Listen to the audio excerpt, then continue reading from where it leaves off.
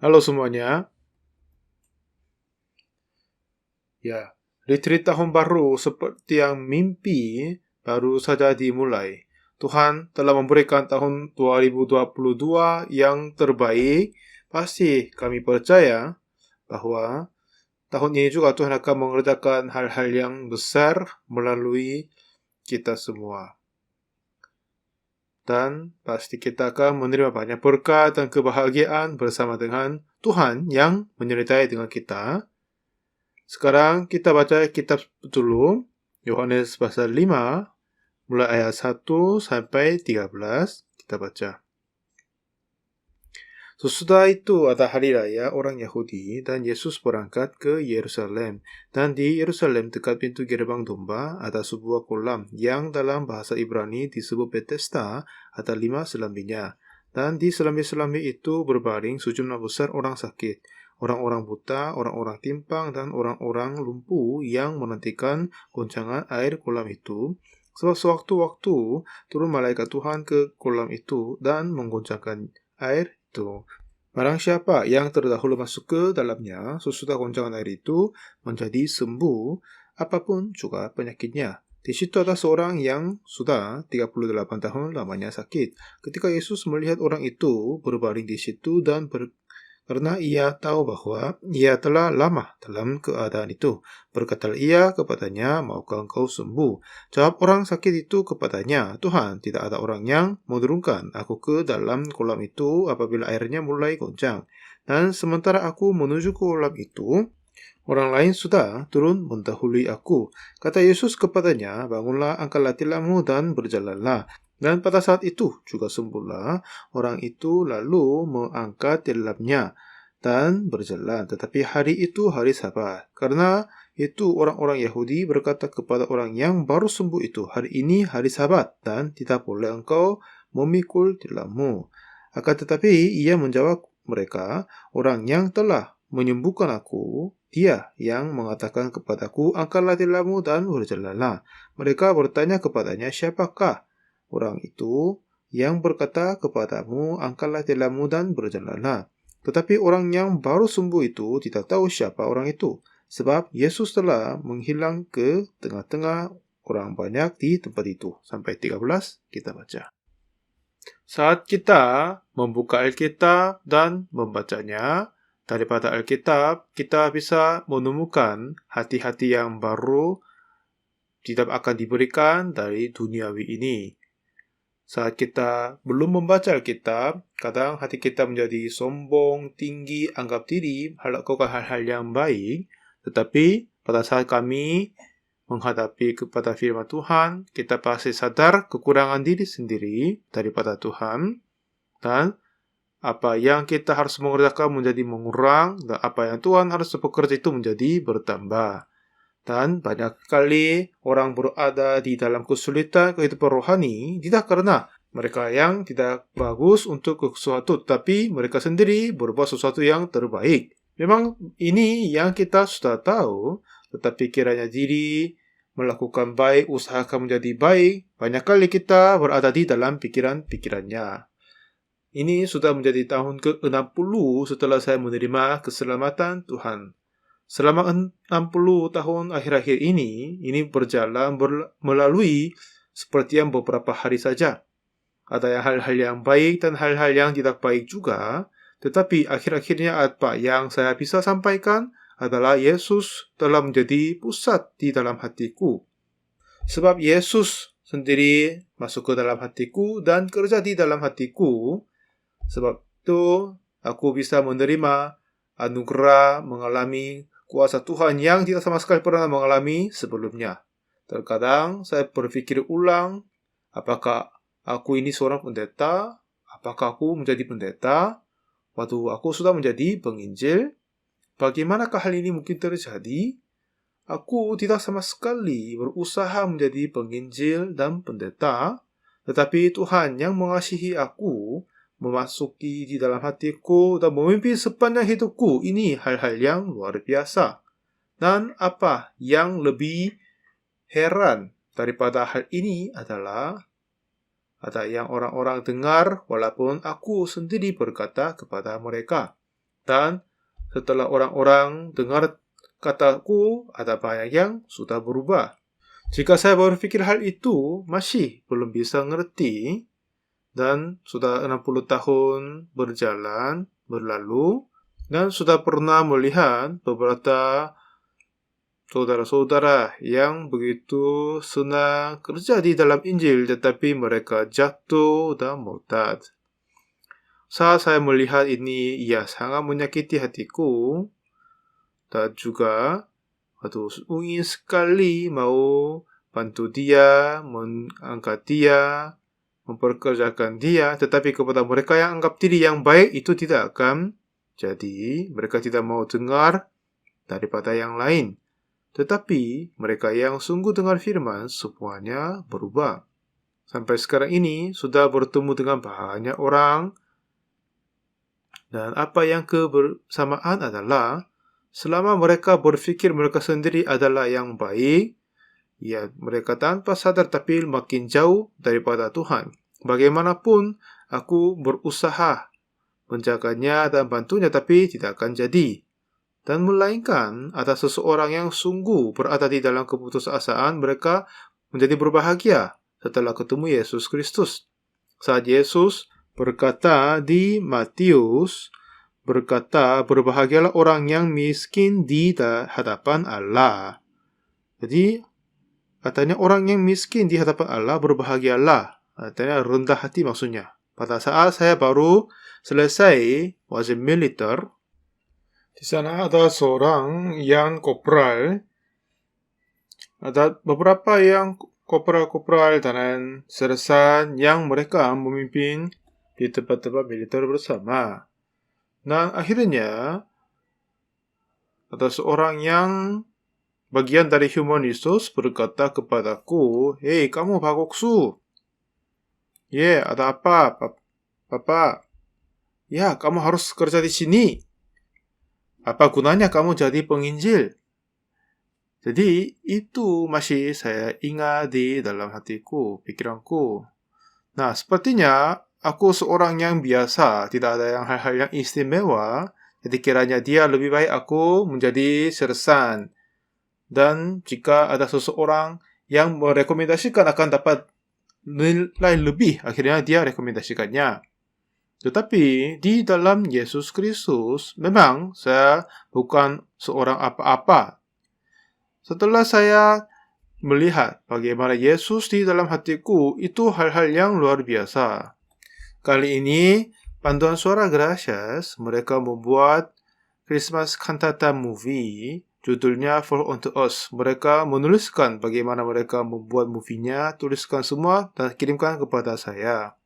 Dan saat mereka merekam movie itu agak pinggir kota dan desa. Akhirnya ada yang ular-ular beracun ada. Dan kemudian satu ketika serigala juga pernah datang di tempatnya. Setelah saya mendengar semua apa yang terjadi untuk movie itu, nah ini tidak sama sekali yang kami sendiri membuat. Saya sempat berpikir gitu. Seperti setelah saya terus membaca tulisan daripada Panduan Suara, movie ini sungguh kami yang buat, Panduan Suara yang buat, tetapi Tuhanlah yang membuat semuanya. Jika saya melihat kehidupanku juga, bukan yang ku hidup sendiri, tetapi Tuhan Yesus yang tinggal di dalamku, dialah yang hidupkan aku sepertinya. Sebab aku tidak sama sekali akan hidup seperti yang ini. Seperti Yohanes pasal ke-5, Yesus datang di kolam Bethesda. Di sana, seperti yang kita baca, banyak orang, sejumlah besar orang, mereka menantikan dan melihat air kolam itu saja. Di sana ada seorang yang tidak sama sekali bisa berjalan, hanya terbaring sebab dia kena lumpuh. Nah, walaupun dia melihat dan tahu ada goncangan air, jika masuk terdahulu akan sembuh, tapi dia sendiri tidak bisa masuk. Orang yang sayang saya sekali kan? Dan juga tidak ada orang yang bisa bantu dia pada saat air mulai goncang juga. Dan satu ketika, Yesus datang ke sana. Sejumlah besar orang berkumpul di situ, Tetapi Yesus tidak berkata kepada semua orang yang ada di sana, tetapi hanya seorang yang terbaring di sisi ujungnya, dan dia mengunjungi kepada orang yang sakit 38 tahun lamanya. Terkadang seseorang kita menganggap diri yang baik dan benar daripada yang lain-lain, tetapi sebab pikiran-pikiran yang itu tidak akan lama tinggal di dalam hati kita adalah semua pekerjaan yang saya kerjakan sampai kehidupanku ini tidak sama sekali ada yang dikerjakan tanpa Yesus Kristus. Sangat-sangat heran sekali. Tahun 2020 kami tidak bisa melayani ibadah raya untuk Hari Raya Paskah. Sebab COVID kami nggak bisa menyewa stadium yang terbesar di Korea. Akhirnya kami seharusnya mengerahkan ke ibadah online. Jadi itu tidak ada pilihan, harusnya melakukannya. Dan diterjemahin langsung dalam 6 bahasa dan ditayangkan dalam bahasa Korea, Rusia, China, Inggris, Prancis, dan Espanyol. Tetapi setelah itu ada seorang saudari kami yang menerjemahkan dalam bahasa Espanyol. Katanya begitu banyak komentar-komentar ditulis pada saat ibadah online. Dan katanya dalam 1 jam khotbah 5.000 komentar. Jika terhitung 5.000 komentar, dihitung pasti lebih banyak dari 5.000 yang masuk dan hadir. Itu tidak bisa dipercayainya. Dan tidak hanya Espanyol saja, tetapi semua bahasa-bahasa yang lain pun sudah ada banyak yang masuk dan menulis komentar. Ya Tuhan, siapakah aku saat aku memberi khotbah dan banyak orang masih tetap dengar, kemudian jumlah potensi orang terdengar sekitar 1 miliar lebih. Katanya jumlah penduduk orang di dunia sekitar 7 miliar, tetapi potensi pendengar kepada 1 miliar, waduh, ini tidak akan mungkin bisa dipercayai. Saya mengucap banyak terima kasih kepada Tuhan. Dan kemudian pada saat saya berjalan ke Amerika, banyak orang-orang Amerika terkagum setelah ketemu saya. Ya, ini tidak main, bukan main. Saya terasa begitu juga. Sebab itu saya merasa sangat tersentuh dalam hatiku. Tuhan, apa ini? Setelah kami buat seminar di Amerika, ada pendeta-pendeta dari gereja yang besar, yang dia yang punya cacat dari kakinya naik kursi roda dan datang kepadaku.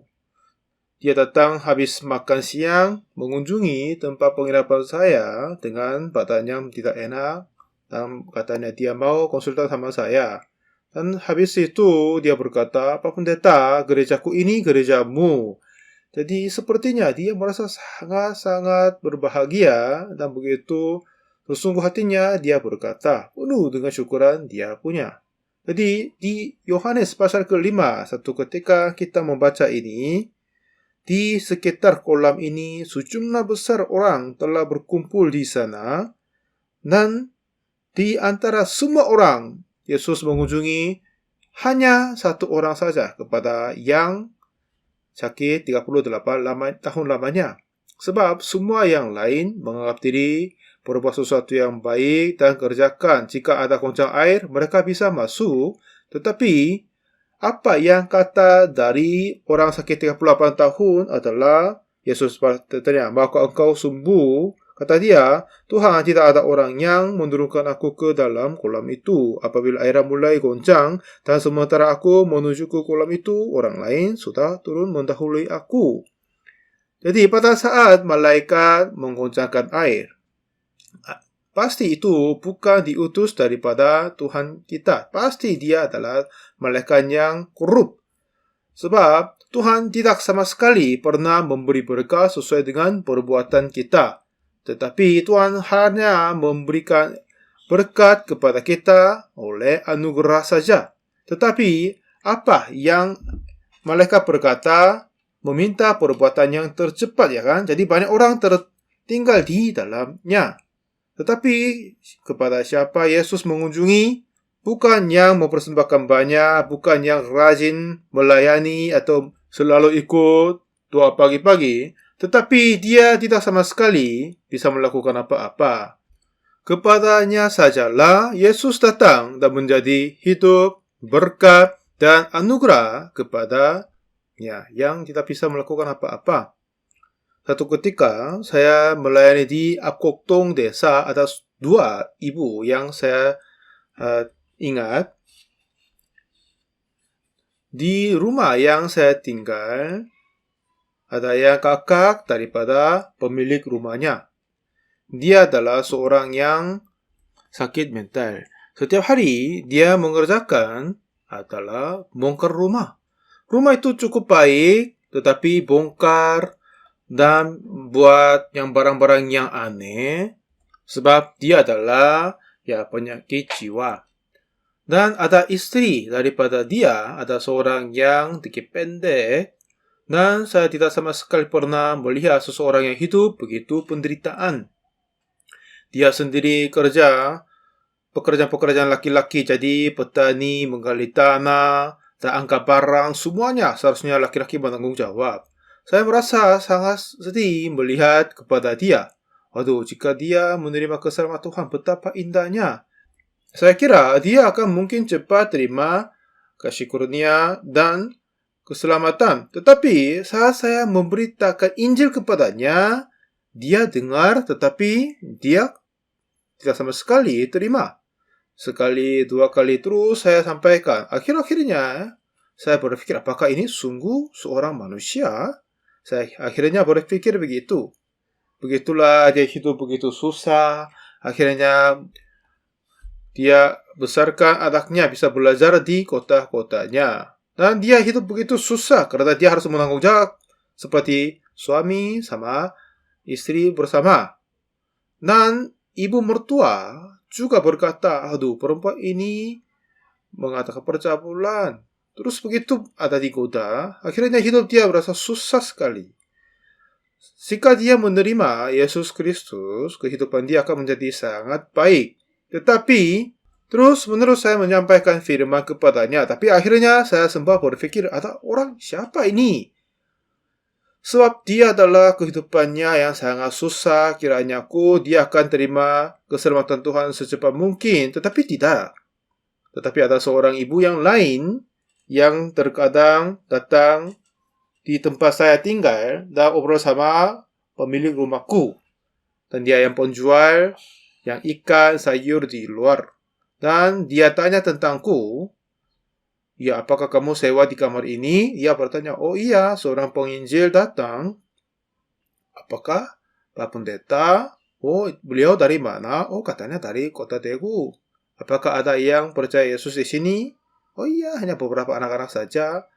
Begitu, dia begitu memedulikan tentang aku dan ingin tahu, ya kan? Saya kira, oh, ibu ini pasti percaya Yesus. Lalu saya membawa Alkitab dan keluar dan salam dia. Halo, apa kabar ibu? Kemudian selama 2 jam memberitakan Injil kepadanya. Baru sekali ketemu dia, tetapi dia terima keselamatan Tuhan. Dia percaya.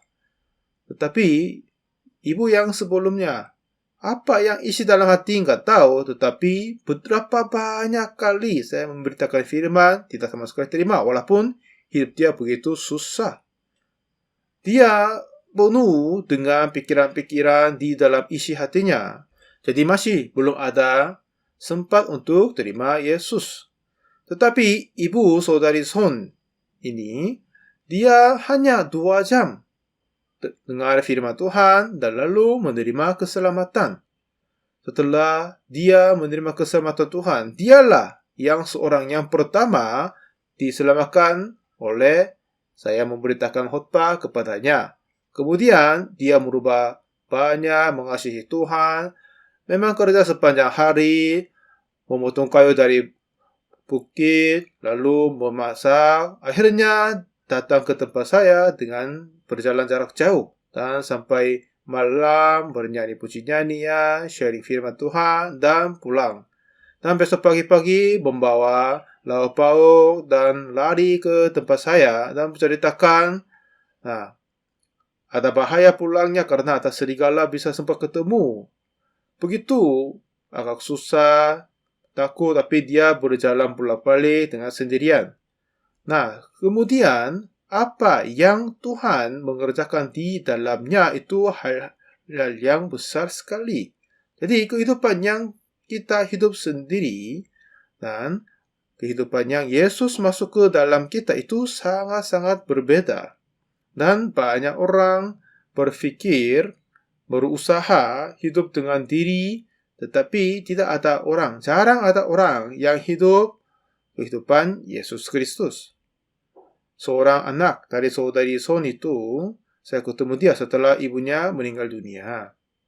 Suatu ketika saya obrol sama anaknya ini, katanya, setelah ibuku menerima keselamatan Tuhan, aku pun berbahagia, katanya. Sebelum ibu menerima keselamatan Tuhan, sering dia marah, sering pukul anaknya juga.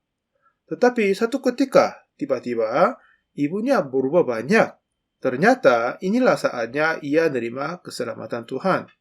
Dan kemudian yang heran lagi yang terjadi adalah kepada suaminya. Saat itu ia masih belum terima Yesus Kristus dan tidak mau terima Yesus juga. Saya memberitakan Injil kepadanya. Katanya, oh iya kemungkinannya.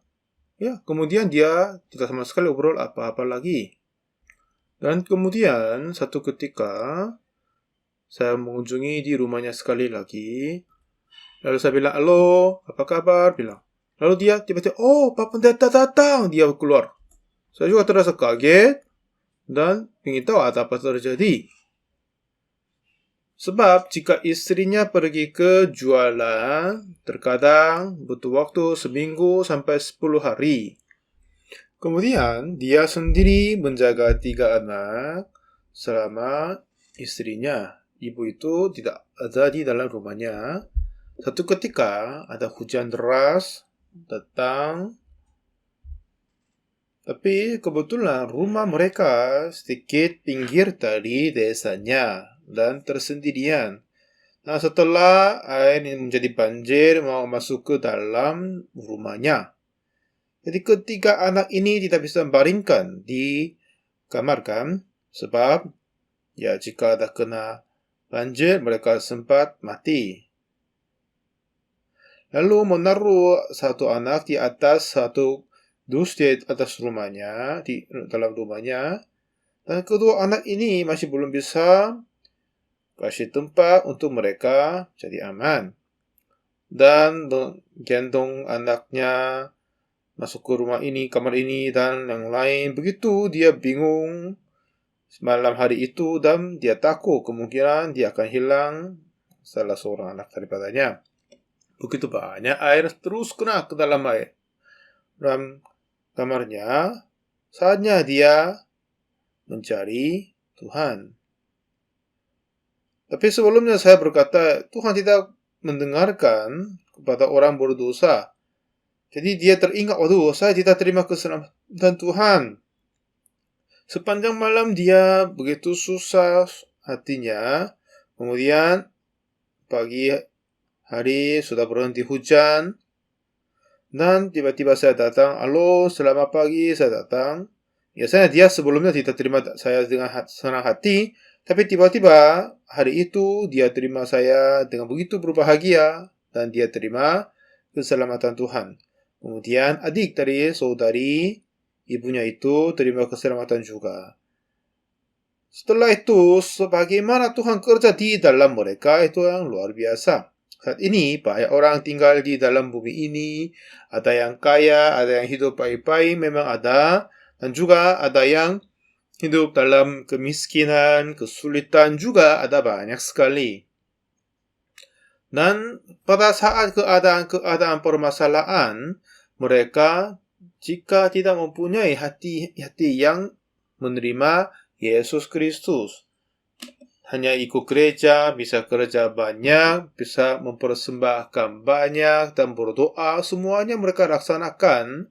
Tetapi di dalam hati mereka menyangkal semua pikiran diri, dan menerima Yesus menjadi Tuhan atas mereka. Jarang ada orang yang sepertinya begitu. Pada saat saya membuka sekolah misionaris, ada beberapa hal yang saya merasa sulit. Setelah murid-murid sekolah misionaris datang dan belajar daripadaku, dan mereka memberitakan Injil, dan mereka sendiri pun diselamatkan dan hidup kehidupan rohani, lalu ada apa yang sesuatu yang menarik adalah sekitar 1 tahun kemudian, yang memang tidak semuanya, tetapi ada beberapa yang bagus menginjili. Mereka bisa kiranya mereka lebih baik daripada aku sendiri, daripada aku, Pak Pendeta ini. Kalau begitu, sikap mereka menjadi tidak baik. Dan kemudian, saat mereka melayani di gerejanya, ada beberapa yang meninggalkan gereja. Memang banyak penyebab, masing-masing beda mereka meninggalkan gereja. Tetapi bagi saya, semuanya bukan alasan yang sesungguhnya. Beberapa bulan saja yang mereka belajar daripadaku, akhirnya mereka kira mereka sendiri lebih baik daripada saya. Itu sudah penuh di dalam hati mereka. Walaupun mereka tidak berkata, tapi saya sudah bisa terasa begitu. Kami juga mempunyai beberapa hamba Tuhan yang meninggalkan tempat misi. Kiranya mereka dan omong mereka ada orang-orang yang berkurang, tetapi banyak daripada mereka sudah mempunyai hati mereka jauh lebih baik daripada aku. Jadi saya kira juga sangat-sangat khawatir tentang dia.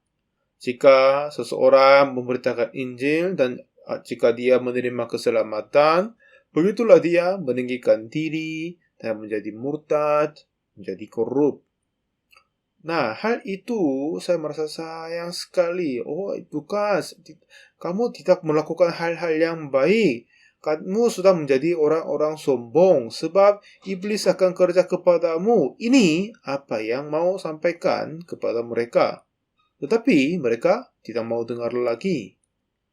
Dan kemudian saat mereka meninggalkan gereja, saat itu kehidupan mereka menjadi sangat-sangat susah. Banyak kali saya melihat itu.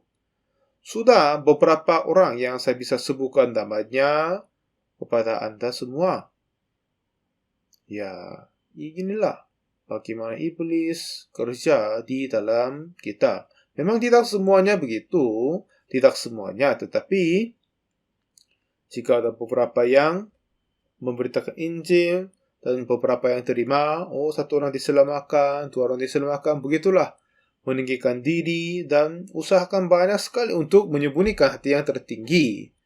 Kemudian jika 3 orang diselamatkan, di manakah orang yang seperti aku? Begitulah mereka menjadi murtad dan korup. Ini bagaimana menghentikannya itu susah. Sepertinya di dalam kolam Bethesda, dan orang yang sakit 38 tahun, mereka sudah jauh berbeda. Sepertinya seseorang yang menerima keselamatan Tuhan dan setelah mereka menginjili dan ada beberapa yang menerima keselamatan olehnya, cepat mereka masuk ke dalam kesombongan, sikap mereka sudah jauh berbeda. Dan kata mereka, ya Pak Pendeta, mereka merendahkan diri kiranya, tetapi pasti saya bisa melihat dia dapat meninggikan diri. Jika dia menahan itu, jika dia mencegah itu, ia akan menjadi orang yang bersama dengan Tuhan Yesus. Sudah 60 tahun lamanya berlalu. Pada tahun 76, kami memulai sekolah misionaris. Sampai sekarang terus berjalan. Banyak saudara yang sudah hilang dan menjadi korup dan meninggalkan gereja. Dan beberapa orang-orang yang memberitakan Injil adalah jauh lebih banyak daripada yang kumpul malam hari ini. Sungguh mereka bersuka cita sampai menangis syukur bagi Tuhan, tetapi sekarang jarang ada orang yang mempunyai hati yang murni. Satu ketika saya dapat telepon dari seorang saudara, kata dia, Pak Pendeta, Anda harus bertobat. Apa maksudnya? Kenapa? Maksudnya apa? Jadi gerejamu orangnya berkurang. tidak banyak orang datang. Ini sebabnya Anda sedang menjadi korup, dia berkata. Jadi saya tanya, berapa orang datang di gerejamu? Dia tidak mau jawab. Pada saat dia melayani, sebab tidak ada orang yang masuk gereja, datang gereja, jadi dia hentikan. Tapi dia yang berkata, gereja kami yang menjadi korup. Lalu dia tidak mau jawab daripadaku. Begitu, saya merasa sayang sekali terhadap orang-orang begitu. Coba perhatikan ini. Jika di dalam hatimu, apakah sudah pernah punya hati yang meninggikan diri, sudah pernah mempunyai hati aku menjadi lebih baik, aku adalah seorang yang baik daripada yang lain?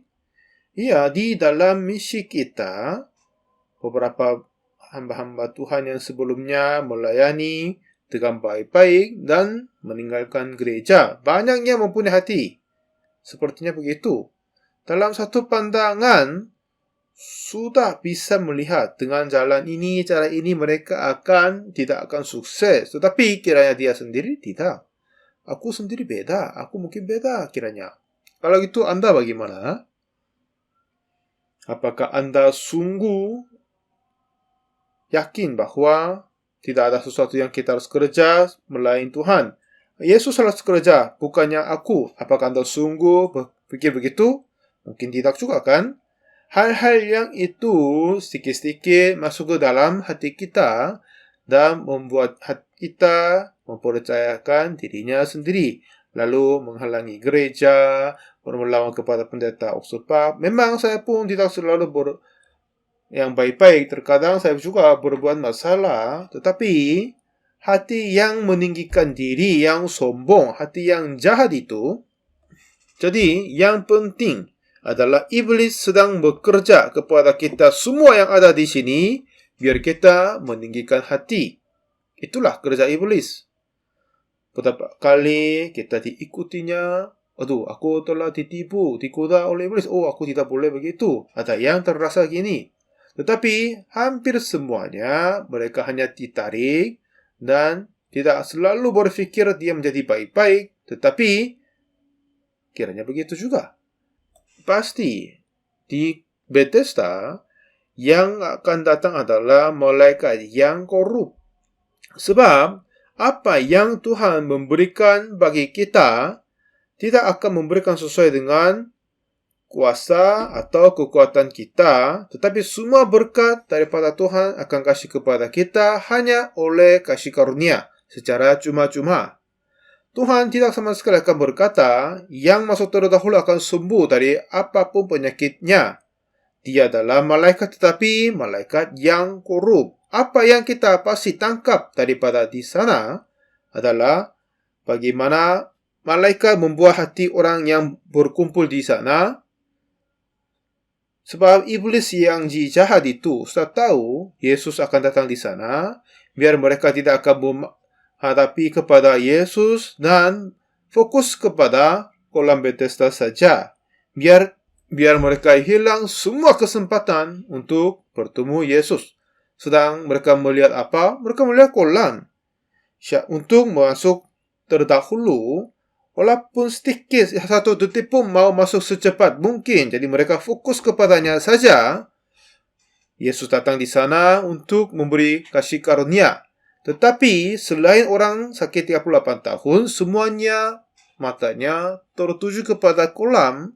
Akhirnya hati mereka sudah jauh dari hati Tuhan dan Yesus Kristus. Saudara, kata Tuhan, berbahagialah yang miskin terhadap Allah. Jika kita mempunyai kekurangan, kita sendiri yang lemah, kita butuh anugerah. Jika kita sungguh-sungguh mempunyai hati-hati tersebut, Yesus sungguh bisa bekerja di dalam hati kita begitu luar biasa. Tetapi yang sayang sekali, ada seseorang murtad, kalah, jatuh, tetapi masih mereka mempercayai diri, kiranya diri oke, dan kiranya diri kehidupan rohani tidak masalah.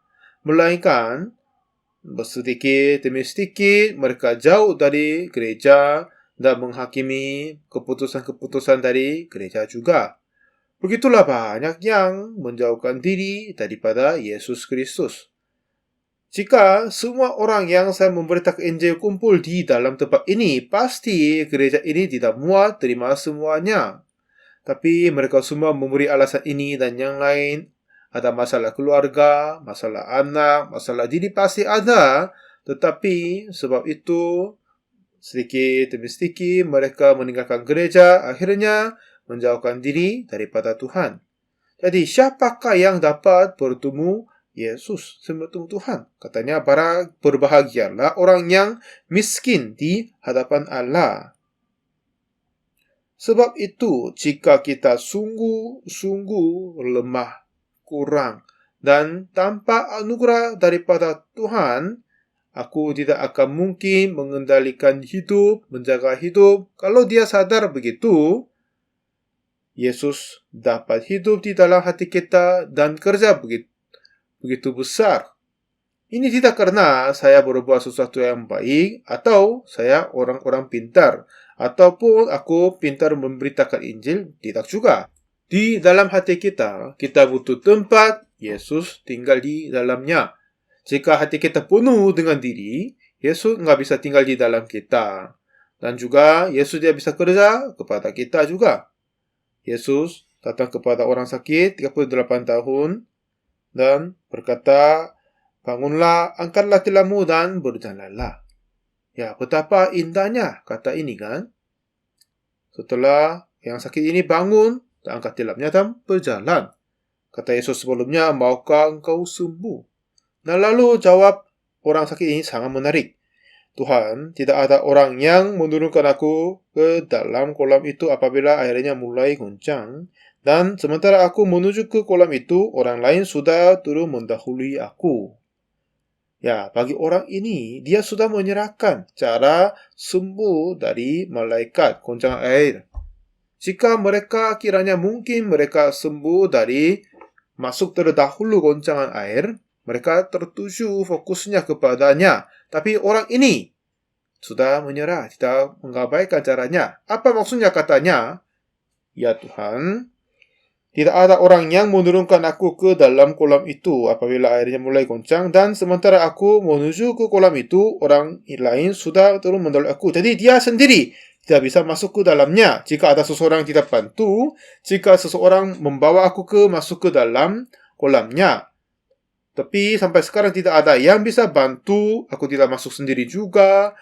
Begitulah aku tertinggal dengan penyakit ini. Tuhan, tolong bantulah aku. Ini maksud dia. Lalu Yesus berkata, bangunlah, angkatlah tilammu dan berjalanlah. Betapa firman Tuhan yang indah sekali. Ya kan? Saudara-saudari yang kekasih Tuhan, hari ini juga Tuhan ingin hidup dan kerja di dalam kita. Setelah kita semua menerima dan keyakin tentang keselamatan Tuhan, pengampunan dosa oleh Yesus Kristus. Tetapi masih ada yang hidup oleh keinginan dan dagingmu sendiri, bukan Yesus Kristus. Dan hidup oleh perbuatan diri dan kebenaran diri. Begitulah beberapa hamba-hamba Tuhan yang melayani Tuhan, tetapi meninggalkan gereja dan penginjilan. Kemudian jika kita lihat kehidupan mereka menjadi tidak berbahagia. Karena apa? Mereka sendiri adalah yang baik dan mereka sendiri melakukan baik-baik saja. Akhirnya Yesus tidak kerja di dalamnya. Jadi saudara, apakah Anda sungguh butuh Yesus di dalam hidupmu? Apakah Anda hidup tanpa Yesus dan lupakannya? Kalau begitu, memang kita kurang tahu. Tapi jika kita memperhatikan diri, banyak kali kita temukan hati kita menjadi tinggi. Dan kita mengikuti pikiran diri. Bukan caranya Tuhan, firmannya Tuhan. Jalan diri sendiri. Banyak yang ikut jalannya, pikirannya, caranya sendiri. Tetapi saudara, banyak pekerjaan yang dilaksanakan oleh misi kami. Seperti yang movie yang sebelumnya kita nonton, saya dengar bagaimana mereka menciptakan movie, mereka kirimkannya. Di dalam cerita, apa yang saya dapat terima tahu adalah ini bukan dibuat oleh kita sendiri. Tetapi Tuhanlah yang berbuat ini. Ini semuanya menyebab oleh Tuhan. Memang movie sendiri sangat-sangat menjadi berkah, tapi kesaksian pun luar biasa. Saudara-saudari yang kekasih Tuhan, sekarang ini, mari kita menghentikan pekerjaan kita sendiri. Tetapi sesungguhnya, mari kita berlutut di depan Tuhan Yesus Kristus. Seperti orang sakit 38 tahun ini.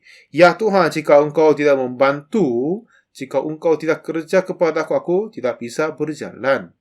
Tetapi, melainkan, yang lain-lain masih berpikir, tanpa Yesus mereka bisa sukses dan hidup dan sembuh.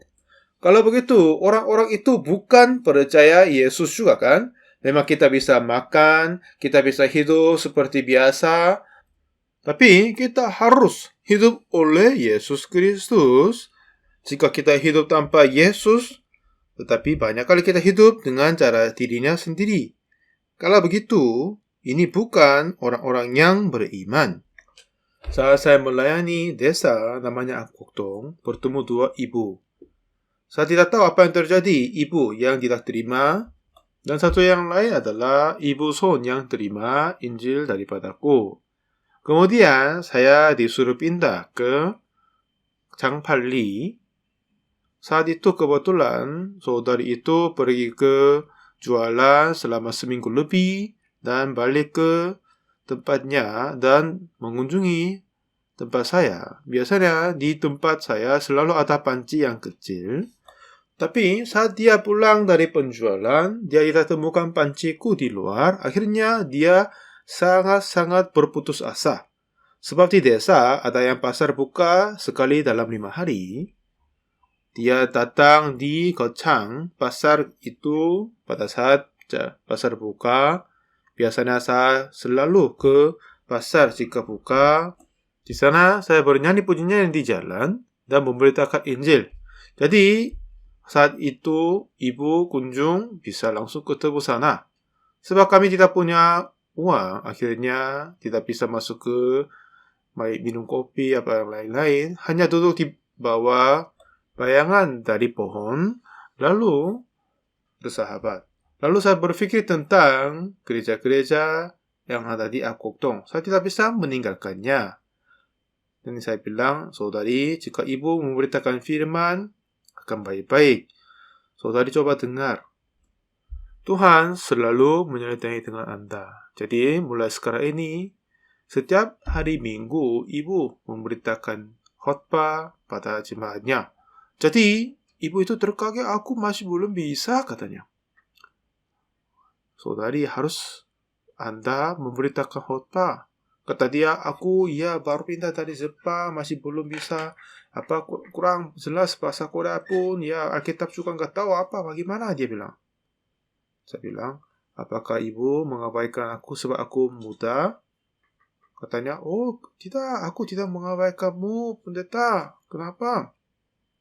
Kalau gitu, ada apa yang kata-kata yang lain jika hamba Tuhan suruh kepadamu? Jadi, saya memaksakan dia, dan dia terima. Jika saya berpikir hal itu, masih saya merasa syukur sekali. Seorang pendeta kami, namanya Pak Kijin, dia juga menerima keselamatan oleh saudari Son itu. Dan selain itu, dia juga banyak yang hamba-hamba Tuhan dengar Injil olehnya. Kemudian, ibu itu memberi kesaksian bahwa pada saat mereka melayani di desa itu ibu-ibu melahirkan banyak anak. Jadi, ibu-ibu setelah mereka makan siang dan istirahat sebentar dan ke ladang kerja sepanjang hari sampai malam. Memang pekerjaan ladang itu banyak kerjanya, ya kan? Jika menanam padi itu sudah bisa besarkan sendiri, tetapi ladang biasa, lumpur-lumpur yang lain selalu ada, selalu mencabut, selalu memeliharakannya. Dan kata dia, ada seorang ibu percayakan bayi itu kepada kakaknya yang sudah besar, lalu ke ladang dan kerja terus. Dan pada malam hari, dia pulang ke rumah, tapi tiba-tiba anaknya nggak ada. Jadi ditanyain di mana ini. Jadi dia pergi ke rumahnya saudari Son yang tadi. Lalu datang di rumahnya saudari Son. Dari luar pintu, dia dengar firman yang disampaikan oleh saudarinya. Dengan pendengaran khotbah dari di luar jendela, dia masuk. Lalu dia menyusui anaknya sambil mendengar Injil dan terima keselamatan Tuhan. Begitulah seorang demi seorang dengar Injil. Dulu di desa itu, mereka melayani banyak hantu-hantu. Jadi mereka melayani kepada Allah-Allah yang lain juga. Mereka membuat kayak mesbah dan melayani kepada Allah-Allah yang lebih 50 keluarga. Tadi 150. Begitu banyak Allah yang lain mereka melayani. Jika mereka dapat bayi, mereka harus berdoa. Jika tidak, katanya, induknya akan membunuh anaknya. Begitu mereka takut hilang anak bayi, saudari diminta doa di kandang babi. Sebab mereka diselamatkan, jadi tidak akan minta doa kepada Allah yang lain-lain. Begitu banyak orang menerima keselamatan Tuhan. Orang-orang yang sakit didoakan dan disembuh. Dan sebab banyak yang iblis kerja di sana. Satu ketika suami istri tertidur bersama, tidak sama sekali ada yang suara, tapi tiba-tiba ada seorang menjawab ya. Kemudian dia pakai baju dan keluar. Dan kemudian istri melihat suaminya. Suami itu keluar, tapi tidak lewat pintu, tapi meloncat di tombaknya. Aduh, ini iblis dikuasainya. Jadi panggil semua orang desa-desa, cari orang, sampai hutan, di mana-mana pun tidak akan temukan. Tapi saat pagi-pagi dia ditemukan, mati di atas pohonnya. Dan ada seorang yang lain pergi ke pasar, minum sedikit, dan pulang. Dan di sana ada danau yang tipis, tapi dia mati di sana. Begitulah mereka harus meminta tolong kepada iblis terusnya. Tetapi saudari Son berdoa, hantu-hantu meninggalkan, jadi tidak akan ada tulah lagi. Dan satu ketika mereka membuat tempat yang menyimpan petinya. Sebab di sana adalah tempat yang perang Korea. Setelah mereka menggali tanah, mereka temukan banyak tulang manusia yang tidak bisa mengetahui identifikasinya dari mananya begitu. Akhirnya, mereka mengumpulkan semua yang lain-lain dan mereka membangun tempat yang penyimpan peti di sana. Katanya, setiap malam ada hantu datang di rumahnya. Memang suami gak apa-apa, tapi pada istri tidur, hantu datang dan menyulitkan istrinya. Lalu suami bangun, begitu mengusirkan iblis. Tapi selama seminggu istri ini tidak bisa tidur sama sekali, akhirnya menjadi kurus banget. Dan kemudian kami dengar ceritanya dan kami datang di tempatnya itu dan diminta ibadah di rumahnya. Jadi kami berdoa beribadah di tempat peti, ya kan? Setelah itu iblis dia akan menguasai di sana. Selama kita tinggal di dalam Tuhan, Tuhan bekerja di dalam kita. Dan kita kerja sendiri itu sudah jauh berbeda. Banyak kali kita hidup sendiri tanpa memperoleh Tuhan dengan caranya sendiri saja. Tapi saudara, walaupun Anda mengerjakan hal-hal yang biasa dan kecil, tetapi doalah, andalah dan mintalah tolong bagi Tuhan Yesus Kristus. Dan hidup bersama dengan Yesus dan hidup dengan dirinya sendiri itu sudah jauh berbeda. Dan satu lagi saya merasa berbahagia adalah ada seorang saudari bernama 정계자. Dulu jemaat saya waktu saya melayani di Daegu sekitar 30-40 tahun yang lalu. Satu ketika saya membuang sampah kepada tukang sampah. Dan kebetulan di seberang rumahku ada rumah pemilik perusahaan bos. Di sana ada seorang pembantu. sering ketemu dia saat membuang sampah, karena dia pun buang sampah pada saatnya. Jadi saya ingin memberitakan Injil kepada perempuan itu, tetapi kebetulan dia sendiri datang di gereja dan terima keselamatan Tuhan. Setelah dia menerima keselamatan Tuhan dan percaya Yesus Kristus, hidup dia berubah sekali. Lalu, dia masuk sekolah misionaris kami. Jadi, dia suka sekali belajar Alkitab dan dengar firman Tuhan, tetapi terasa beban waktu saatnya penginjilan. Dia keluar dan penginjilan dan pulang. Katanya dia sudah dikenal pembantu di desa ini. Saat dia memberitakan Injil kepada orang-orang di desa, dia nggak bisa katanya. Jadi, sore hari itu, sekitar 1 jam, saya mengajar firman kepada saudari itu. Kemudian pada malam, tapi dia pergi untuk penginjilan, dan sampai malam dia tidak pulang. Dan sebentar lagi dia pulang dengan penuh kegembiraan. Dan apa yang dia berkata? Mulai saat itu, dia bagus untuk memberitakan Injil. Jadi jika ada seminar-seminar dari gereja-gereja yang lain, diminta dikirim saudari itu juga. Sepertinya begitu, saudari ini sangat baik untuk penginjilan. Saat kami datang di gereja-gereja di desa, mereka beli baju untuk dia karena dia menginjili banyak sekali. Tapi tiba-tiba dia terhilang. Beberapa tahun lamanya kemudian, baru dikabari bahwa dia menikah sama suami yang tidak percaya Yesus. Memang hampir semuanya meninggalkan gereja tanpa kabar. Setelah itu, beberapa hari sebelumnya saya telepon samanya. Katanya, ia sedang tinggal di kota Jinhae. Begitu kami telepon bersama. Dan saya bilang, coba kunjungi gereja kami di Seoul. Lalu katanya, beberapa saat sebelumnya, suaminya meninggal dunia. Dan anak cerai dari pernikahan juga. Dan sekarang dia jaga 2 anak cucu. Lalu saya berkata, saudari Jong, coba datang di gereja kami, gereja ini. Coba beritakan Injil di sini. Dulu Anda memberitakan Injil dan semuanya menjadi berbahagia kan? Ya, kenapa seperti bodohnya? Kenapa Anda hilang, lupa anugerah yang besar dan hidup begitu? Katanya dia punya cucu jadi masih belum bisa naik ke Seoul. Dan suruh anakmu menikah lagi biar jaga anaknya sendiri. Tapi saudari ini tidak bisa melakukan begitu juga.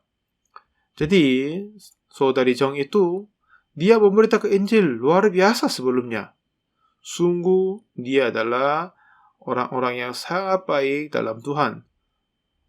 Tapi saat dia menikah, jika dia tunggu sebentar, pasti Tuhan akan cari jodoh yang terbaik baginya. Tapi tiba-tiba dia meninggalkan gereja dan menikah sama suami yang tak percaya. Sebab itu, kehidupan dia tidak bisa menjadi berbahagia. Semua saudari yang dulu di dalam gereja kami sudah menikah dengan begitu berkat. Tapi kiranya dia tidak akan mungkin jadi meninggalkan gereja. Begitulah iblis bekerja banyak di dalam hati kita. Jadi saudara, tahun 2022 ini, sekarang tahun baru ini, menjadi tahun yang Tuhan Yesus memimpin hidup kita. Tidak karena cara kita, dan jika Tuhan kerja kepada kita, Dia akan memimpin, akhirnya kita dapat diterangi oleh Yesus yang kecil. Memang awalnya tidak akan terasa keberbedaan, tetapi hidup diri atau hidup oleh Yesus. Jika kita sungguh meninggalkan caranya, jalannya diri, dan tanya kepada Tuhan, dan hidup oleh Tuhan Yesus Kristus. Jika kita hidup sepertinya, kita akan menjadi Yesus yang kecil dan menerangi dunia. Tahun 2022 ini, saudara, sesungguhnya mari kita menginjili secara pribadi. Tidak ada yang kehilangan kebelakangan. Jika Anda kerja di tempat-tempat kerja atau usaha apapun, tapi mari kita semua menjadi penginjil. Mari kita semua memberitakan Injil secara pribadi dan hidup dengan mengandalkan Tuhan Yesus Kristus, seperti Tuhan Yesus dapat membangkit dan menyembuhkan orang sakit 38 tahun. Semua permasalahan kita, pasti Tuhan akan memberkati kepada kita dan lebih dekat kepada Tuhan. Kita menjadi Yesus yang kecil. Kalau begitu, kehidupan kita akan menjadi sangat-sangat berbahagia. Jadi saudara, jangan hanya hidup tanpa iman dan hanya datang gereja-gereja saja, tetapi semoga Anda semua menjadi penginjil secara pribadi dan menyatakan Yesus yang menyelamatkan kita. Mari kita berdoa. Tuhan Bapa yang kudus, oleh anugerah yang khusus, Engkau telah menyelamatkan kami semua. Saudara-saudari yang diselamatkan oleh-Mu Tuhan, biarlah mereka hidup, bukan hidup mereka, tetapi hidup Yesus Kristus. Sisa hidup kita, semoga Tuhan datang dan menyatakan di dalam hidup kami, dan Yesus sendiri kerja di dalam kami, biar banyak orang menerima keselamatan Tuhan dan dibenarkan, diberkati. Semoga Tuhan memberkati kehidupan kami, biar kami tidak akan meninggalkan-Mu Tuhan, dan Engkau tidak akan meninggalkan kami juga. Semoga Engkau hidup di dalam kami, semua urusan pekerjaan dikerjakan oleh-Mu Tuhan, semua kesulitan menjadi berkat dan berbahagia, biar kami bisa memuji Tuhan. Terima kasih Tuhan, kami tolong memberkati retreat kali ini. Dalam nama Tuhan Yesus Kristus kami berdoa. Amin. Terima kasih banyak semuanya.